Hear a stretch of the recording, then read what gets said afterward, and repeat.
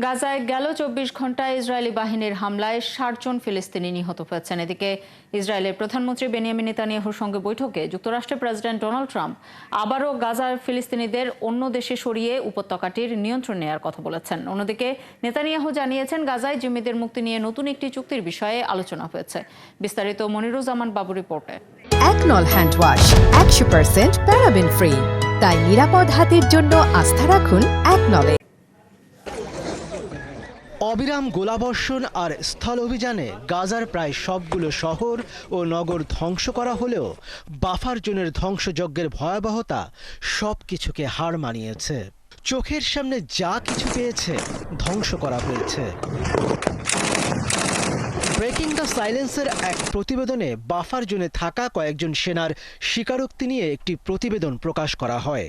পরিচয় গোপন করে নিজেদের অপরাধের স্বীকারোক্তি দেয়া কয়েকজন ইসরায়েলি সেনা জানান, বাফার জোনকে ফিলিস্তিনিদের হত্যা করার কিলিং জোনে পরিণত করা হয়েছে। ট্যাঙ্কগুলোর ৫০০ মিটারের মধ্যে কেউ এলেই তাকে গুলি করা হতো, হোক সে নারী বা শিশু। এত সব হত্যাযজ্ঞের পরও থেমে নেই ইসরায়েলি বাহিনী। গত ২৪ ঘন্টায় গাজা জুড়ে বিমান হামলা ও স্থল অভিযান চালিয়েছে ইসরায়েলি সেনারা। এতে প্রাণ ঝরেছে অর্ধশতের বেশি ফিলিস্তিনির। গাজাবাসীর উপর বর্বর হামলার মধ্যেই যুক্তরাষ্ট্র সফরে গিয়ে প্রেসিডেন্ট ট্রাম্পের সাথে বৈঠক করেছেন ইসরায়েলি প্রধানমন্ত্রী নেতানিয়াহু। এ সময় ট্রাম্প আবারও ফিলিস্তিনিদের অন্য দেশে সরিয়ে নিয়ে গাজা উপত্যকা খালি করার কথা বলেছেন। গাজায় দ্রুত যুদ্ধ বন্ধ হবে। আমি গাজার যুদ্ধ বন্ধ দেখতে চাই। জিম্মিরাও মুক্তি পাবেন। অনেক দেশ গাজার মানুষকে নিতে আগ্রহী।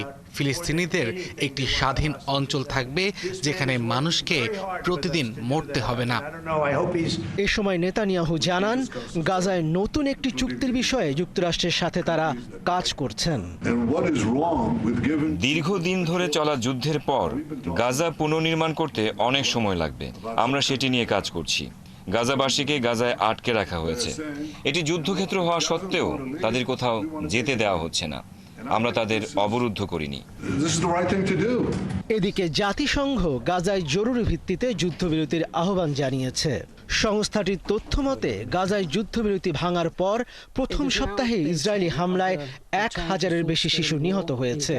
এছাড়া গাজায় ১৮ মার্চের যুদ্ধবিরতি শেষ হওয়ার পর থেকে এখন পর্যন্ত ৪ লাখ ফিলিস্তিনি বাস্তুচ্যুত হয়েছে। মনিরুজ্জামান বাবু, ৭১।